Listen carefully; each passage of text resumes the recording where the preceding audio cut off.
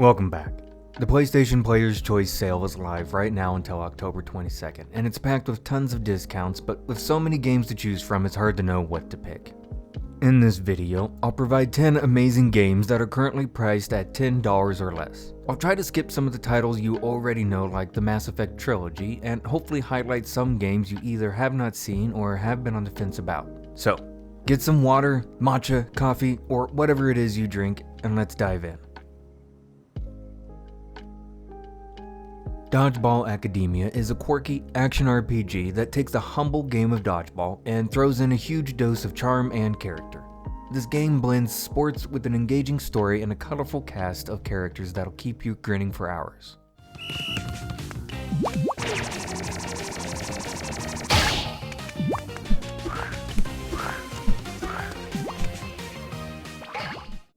You follow the main character, Otto, as he attends Dodgeball Academia, a school dedicated to honing the world's most elite dodgeball players. Along the way, you'll battle through quirky rivals, improve your character's stats, and participate in increasingly intense matches.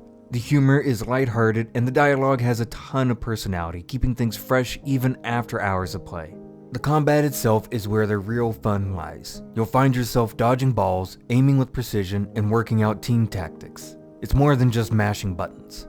You'll need to time your throws and catches, especially when facing off against more challenging opponents who use the environment or their special moves to their advantage. It's a mix of timing, positioning, and quick thinking. Plus, with the variety of characters you can recruit to your team, there's a nice amount of depth when it comes to building your roster.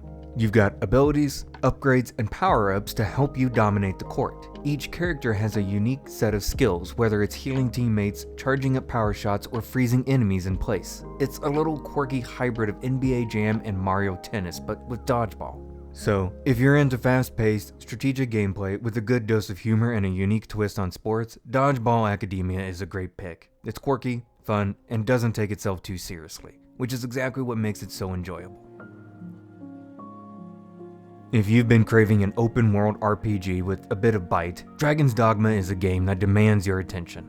Originally released back in 2012, this classic has aged like a fine wine, offering one of the most satisfying action RPG experiences you can find. If you're into high fantasy worlds, monster-slaying mayhem, and a unique combat system, Dragon's Dogma is right up your alley. The heart of the game is its combat. Dragon's Dogma is a game where you can climb on top of a griffin mid-flight or scramble up a cyclops' back to stab it in the eye. The action feels visceral, fluid, and downright satisfying. The ability to grapple onto massive creature is an absolute highlight, but it's not the only way to take down your opponents. There are a large mix of vocations that add depth to the combat system, giving you the ability to choose a style that fits your playstyle. Whether you're wielding heavy weapons as a fighter, slinging spells as a mage, or performing acrobatic attacks as an assassin, the diversity in combat keeps the gameplay feeling fresh. You can also swap classes throughout the game, so experimenting with different playstyles is always an option. But it's not just the fighting that makes this game stand out, it's the world you'll be exploring. Dragon's Dogma offers a sprawling, beautifully designed open world full of dungeons, forests, and villages, all brimming with secrets, side quests, and powerful foes. The setting feels lived in, and the environment is diverse enough to keep you exploring for hours. The day-night cycle also adds to the atmosphere. When night falls, the world becomes significantly more dangerous, with terrifying monsters lurking in the shadows. Speaking of danger, the enemies are no slouches. The world is packed with beasts that will challenge your every move. From gigantic ogres to nightmarish creatures you'll meet during your travels, every encounter has a sense of real tension. But it's not just about fighting, it's about preparation. You'll need to stock up on potions, plan your attacks, and consider your party composition, as your AI companions, known as pawns, play a huge role in your success. They're a bit of a mixed bag in terms of intelligence, but with the right ones, you'll feel like you have the capable team at your side. So, if you're looking for a high-energy RPG with one of the best combat systems around, Dragon's Dogma is a must-play. It's an adventure that combines high fantasy with big, bold action and offers the kind of freedom and excitement you can only get in an open-world RPG. If you grew up in the early 2000s, there's a good chance you've at least heard of Time Splitters. This franchise has been a cult classic for years, beloved for its fast-paced action, over-the-top humor, and chaotic multiplayer modes. Hey, where you going, man? Time to split. Ouch! That's not cool, man. Currently, all 3 are available for just a little over $2, and I would recommend at least getting Time Splitters 2 and 3. For this review, I will be showing footage of the 3rd entry in the series, which is also one of my favorite first-person shooters. In each game, you will be jumping between different time periods, going to locations such as 1932 Chicago, a haunted mansion in 1999, or a cyberpunk Neo-Tokyo future. The controls are tight, the shooting is fast, and the gunplay is punchy. Whether you're wielding futuristic energy weapons, old-school pistols, or whatever else the game throws at you, the combat always feels satisfying. However, one of my favorite aspects of the Time Splitters games are their level designs. They just check all the right boxes for me. Branching paths, excellent pacing of combat, puzzles, and story, strong difference in kind, varied environments. It's enough that I will make its own video on someday. Suffice it to say, each level feels like its own character. The campaign is silly and episodic and is a blast to play through. The missions vary in terms of objectives, which helps keep the pacing fresh since you are not always doing the same thing. It's that mix of shooting, strategy, and time travel that keeps the experience exciting. Plus, the humor is on point, with great dialogue and a ton of quirky characters. Don't come in here! We've done something terrible! Ah! Ew, that is gross. Oh, that's just great. Now we're trapped in here with the dead people. Ultimately, Time Splitters is the definition of pure, unadulterated fun. They are fast, wild, packed with humor, and a blast to play solo or with friends. For $2.49, you absolutely have to pick these games up. I'm sure you've heard of the Arkham games, but maybe you've yet to try them. For $6, you are getting 3 massive games. There is no better time to try the franchise for the first time or round out your collection if you haven't already. If you've ever wondered what it feels like to be Batman, really be Batman, not just slap on a cape and grunt, then the Arkham collection is your ticket. This trilogy redefines superhero games and still holds up as a masterclass in immersive, punchy, and downright addictive action gameplay. Rocksteady didn't just let you play as Batman, they made you think, fight, and sulk dramatically on rooftops just like him. Let's start at the beginning. Arkham Asylum. This game is the tightest of the 3, both in the structure and gameplay. Set within the titular asylum, it's more of a Metroidvania-styled action game than an open-world game, but that's a good thing. The level design is focused, the pacing is excellent, and the combat is fantastic. Arkham Asylum introduced the now iconic free-flow combat system. 1-button strikes, 1-button counters, and rhythm-based beatdowns that somehow make you feel like a martial arts prodigy without ever needing to memorize a combo list. But it's not just brawling. The stealth segments, or predator sections, are where you get to play the terrifying boogeyman criminals whisper about. Perch on a gargoyle, disable weapons, hang a goon upside down like a bat-themed chandelier. It never gets old. Throw in gadget-based puzzles, detective mode sleuthing, and a strong atmospheric narrative, and Asylum still stands tall. Then comes Arkham City, which takes everything Asylum did and explodes it across an open-world prison district. It gives you more gadgets, more villains, and way more freedom. Gliding through the skyline of Gotham is pure joy, especially once you master the dive bomb mechanics and start chaining together speed boosts like a caped Tony Hawk. The combat and stealth are expanded, the side missions are plentiful, sometimes overwhelming, and the roster of villains, Two-Face, Mr. Freeze, Hugo Strange, Cobblepot, is nothing short of a Batman fan's dream. And finally, we have Arkham Knight, the series' ambitious finale. The gameplay reaches its technical peak here. The combat is refined to near perfection. The world is massive and dripping with Gotham's brooding atmosphere, and the addition of team-up combat, tag teaming with Nightwing, Robin, etc., is just cool. It's pure power fantasy. The series respects the player's intelligence and rewards creativity, whether you're clearing a room of goons without being seen or stringing together a 60-hit combo in an alleyway brawl. If you haven't played these before, now's the perfect time to suit up. And if you have, they're well worth revisiting because being Batman never gets old. Undermine is one of those games that sneaks up on you. You boot it up expecting a simple roguelike dungeon crawler, and 5 hours later you're still telling yourself just one more run. It's got that dangerous kind of gameplay loop. the one where dying is less of a punishment and more of a polite suggestion to try again, but better this time, and maybe also with a frying pan. At its core, Undermine is all about descending into the ever-shifting mine full of monsters, traps, shiny loot, and secrets. You play as an endless line of unlucky peasants, each tossed into the depths like fantasy cannon fodder in the hope of solving a magical crisis at the bottom of the mine. When one dies, another takes their place. Same uniform, different name. Gameplay-wise, Undermine has a top-down perspective, procedurally generated floors, rooms filled with enemies and hazards, and tons of loot just waiting to be stolen or exploded. Movement and combat feel responsive and clean. You've got your trusty pickaxe, which you can swing or throw like a boomerang, a surprisingly satisfying mechanic, plus bombs for blowing up walls, rocks, and occasionally yourself when you're not paying attention. Each run is a delicate balance of risk and reward. You're collecting gold, relics, which give you passive buffs, potions, which are single-use madness, and blessings, which are boons from the gods. But there's a catch. Die and you lose a chunk of your gold. It's that sweet roguelike tension. Do you push for one more room and risk losing your gains, or play it safe and cash out now? What makes Undermine stand out is its surprisingly deep progression system. As you collect gold, you can unlock permanent upgrades, health boosts, stronger weapons, better gold retention, etc. You can also rescue NPCs who will move into your little hub area and open shops, craft potions, or offer other services. The more you play, the more tools you unlock to customize your runs and improve your odds. And before you know it, you're synergizing relics like some kind of fantasy economist, turning your humble peasant into a gold-hoarding demigod. The variety in runs is solid, with enough relics, curses, potions, and enemy types to keep things interesting.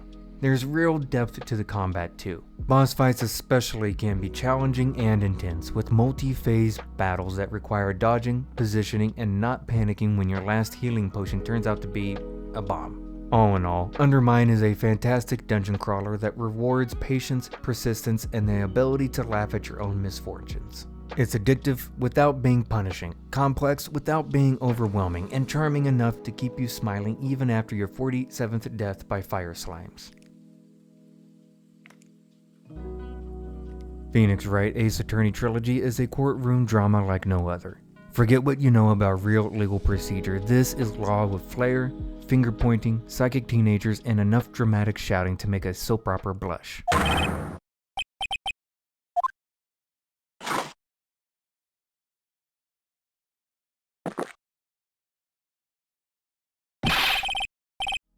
But beneath the wacky characters and absurd situations lies a sharp, engaging gameplay loop that turns being a lawyer into a genuinely thrilling puzzle experience. The trilogy bundles together the first 3 games in the Ace Attorney series: Phoenix Wright Ace Attorney, Justice for All, and Trials and Tribulations. Each game follows the charmingly earnest defense attorney, Phoenix Wright, as he takes on increasingly bizarre and high-stakes murder cases. Gameplay is divided into 2 primary phases: investigation and courtroom battles. During investigations, you'll travel between locations, talk to witnesses, examine evidence, and gather facts. This is essentially the game's point-and-click adventure mode. It's where the narrative unfolds and you start piecing together the case. While it's mostly linear, the charm comes from the characters and the world. The humor is strong here, but so is the mystery. You'll often get a sense that something doesn't add up, and there's a genuine satisfaction in chasing down that contradiction. Then comes the courtroom phase. You cross-examine witnesses, present evidence to expose lies, and try to unravel the truth one objection at a time. It's not just about finding the right item to present, it's about when to present it and matching it to the right statement in a testimony. You'll need to pay close attention to witness contradictions and inconsistencies. It's part logic puzzle, part dramatic theater. And yes, sometimes you'll feel like a genius when you nail the exact contradiction on your first try. And other times you'll present a ladder photo instead of a murder weapon and get yelled at by the judge. But the game rarely punishes too hard for mistakes. It's more interested in keeping you engaged in the unfolding mystery than making you suffer through failure. That said, the Ace Attorney Trilogy is a fantastic package. You're getting 3 full games, each with 4 to 5 cases. So if you've ever dreamed of shouting "objection" while slamming evidence on the table and exposing the killer's plot in front of a shocked courtroom, Phoenix Wright Ace Attorney Trilogy is your moment to shine.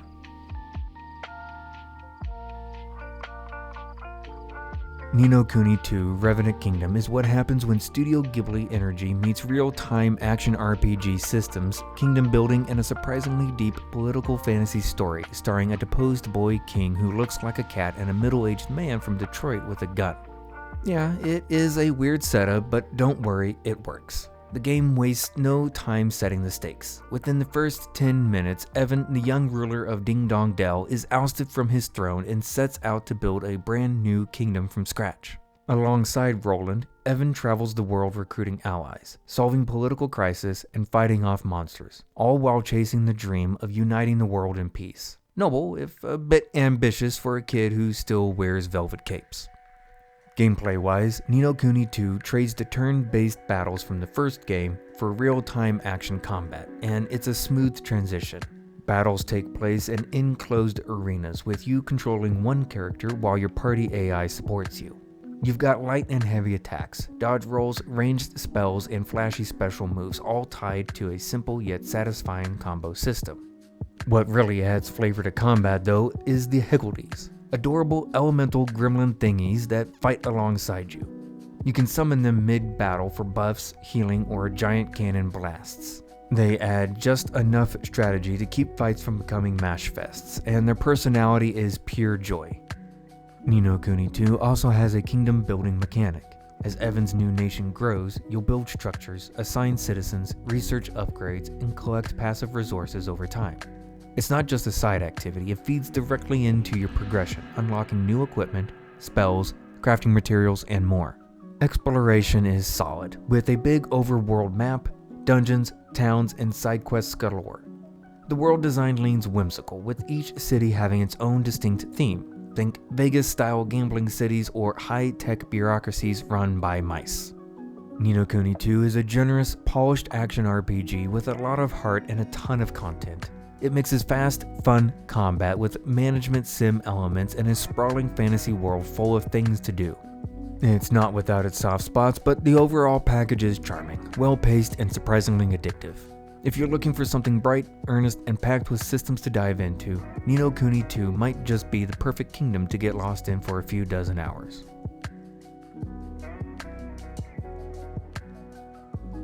Star Ocean First Departure R is an action RPG wrapped in classic anime sci-fi fantasy melodrama, and if you like your swords mixed with spaceships and philosophical musings about alien civilizations, you're in the right place. Putting Issei on screen.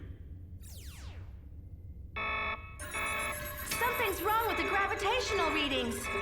There's a giant energy wave approaching us, sir, at high speed. The magnitude is 40.3 quadrillion joules, sir.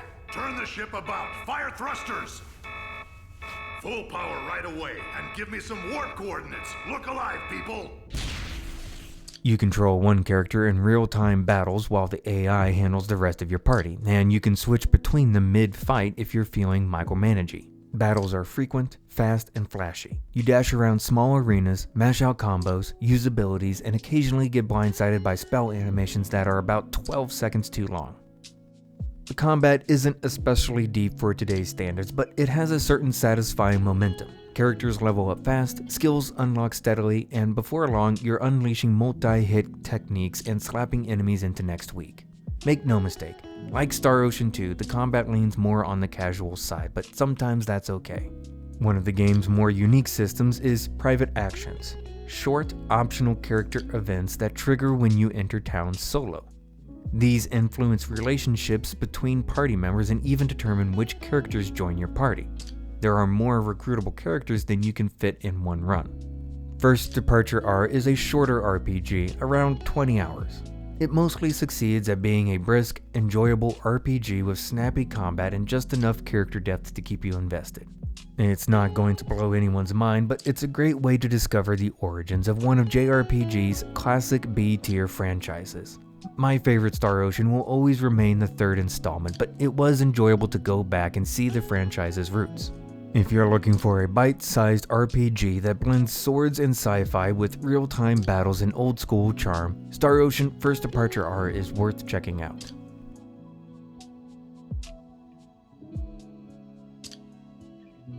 I seem to manage to work a mystery dungeon game into each of these videos, and with that we have Quest of Dungeons. Quest of Dungeons is the kind of game that knows exactly what it is, a rogue-inspired mystery dungeon. No fluff, no filler, no tutorials longer than the game itself, just a classic game that plays like it came straight out of the early PC era in all the best ways. The premise? A Dark Lord has stolen all the light in the world, and it's your job to get it back by diving into randomly generated dungeons and clearing floor after floor of monsters, traps, loot, and the occasional boss encounter. There are 4 playable classes: Warrior, Wizard, Assassin, and Shaman, each with their own playstyle and abilities. The Warrior smashes, the Wizard zaps, the Assassin stabs and vanishes, and the Shaman, well, he tries to survive while pretending to be both magical and tanky.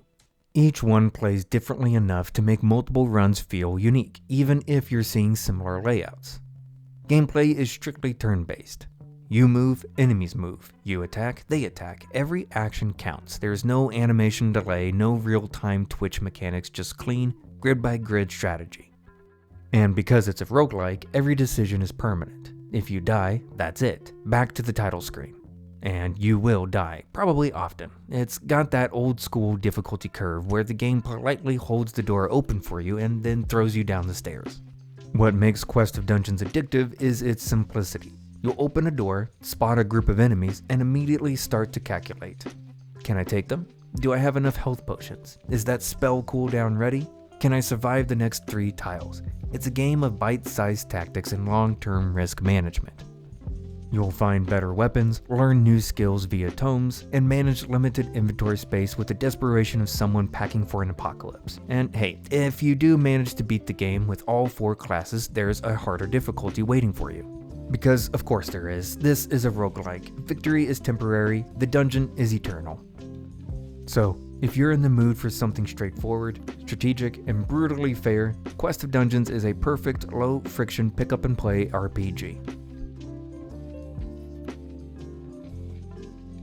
Young Souls is a game that looks like it came straight out of a graphic novel and plays like a side-scrolling RPG beat-em-up, raised on Saturday morning cartoons, punk rock, and some surprisingly tender sibling drama.